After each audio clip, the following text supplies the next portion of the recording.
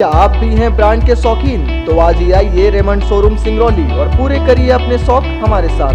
आपको मिलेगा complete dress, shirt, pant, blazer, jeans, perfume और बहुत कुछ। साथ ही कोरोना में अपने कस्टमर का रखते हैं पूरा ध्यान। Hand sanitization with thermal screening. हमारा पता है circuit house road near Agantuk hotel Singrauli.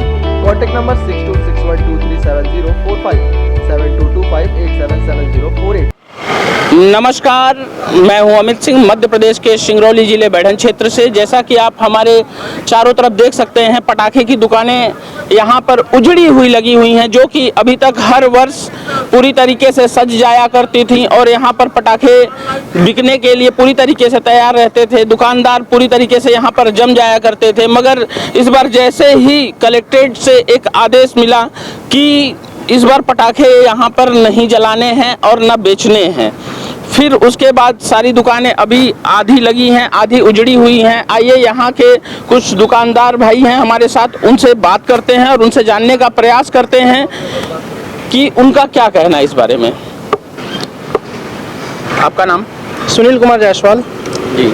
आप क्या कहेंगे कि अभी जिस तरीके से कलेक्ट्रेट से आदेश मिला है और आप लोग अभी गए भी थे कलेक्ट्रेट में अपनी मांगों को लेकर, और उसके बाद कलेक्टर साहब ने क्या कहा?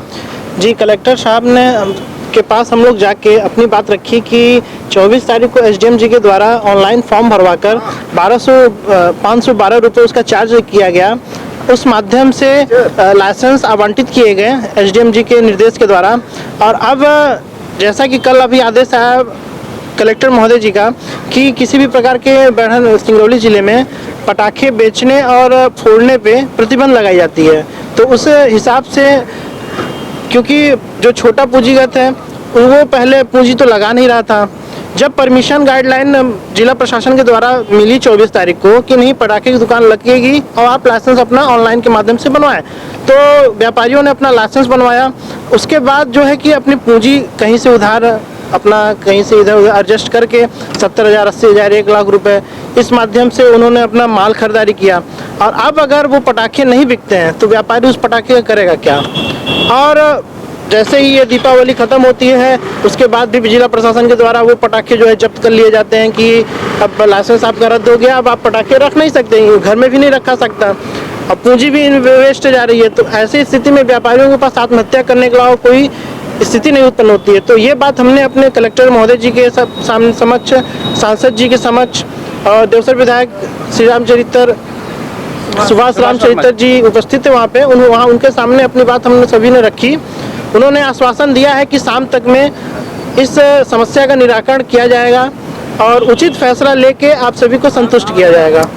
जैसा कि इन्होंने बताया कि कलेक्ट्रेट परिसर में सभी जनप्रतिनिधि मौजूद थे और जनप्रतिनिधियों के सामने इन्होंने जिला अधिकारी के सामने अपनी सारी बातें रखी। आइए कुछ और व्यापारी भाइयों से जुड़ते हैं और उनसे जानने का प्रयास करते हैं कि जनप्रतिनिधियों द्वारा इन्हें क्या आश्वासन दिया गया और उन्हें ये कहाँ तक समझ पा रहे हैं कि उचित है और वहाँ तक वो खरे उतरेंगे।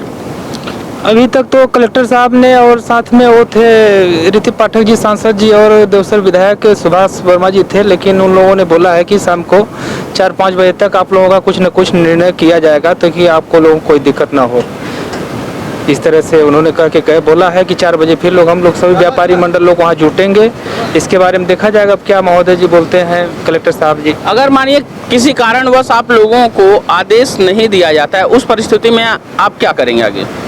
इसमें तो बहुत बड़ी दिक्कत है सर, क्योंकि हम सब लोगों ने कहीं से उधारी लेके या कहीं से कर्ज लेके व्यापारी लोग अपना पटाखे वगैरह लाए थे, इसी में 2 पैसा कमाते हैं। कोई बड़े बिजनेस वाले तो हैं नहीं, ये सब रोड छाप हैं जो कि रोड पे कुछ न कुछ बेच खोच के अपना जीविका पालन करते हैं।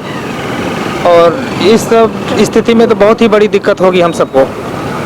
जैसा कि आप देख रहे हैं कि सारे व्यापारी हताश होकर एक किनारे बैठे हुए हैं कि अभी भी वो उम्मीद लगाए हुए हैं कि कहीं ना कहीं जिला प्रशासन के द्वारा उन्हें एक उम्मीद लग रही है कि उन्हें आदेश मिल सकता है और वो 2 से 3 दिन के लिए अपने कार्य को कर सकते हैं। मगर देखना ये है कि जिला प्रशासन का अंतिम निर्णय क्या रहता है और हमारे यहाँ के सभी जनप्रतिनिधियों का क्या अंतिम निर्णय रहता है। कैमरामैन अमित के साथ अमित सिंह।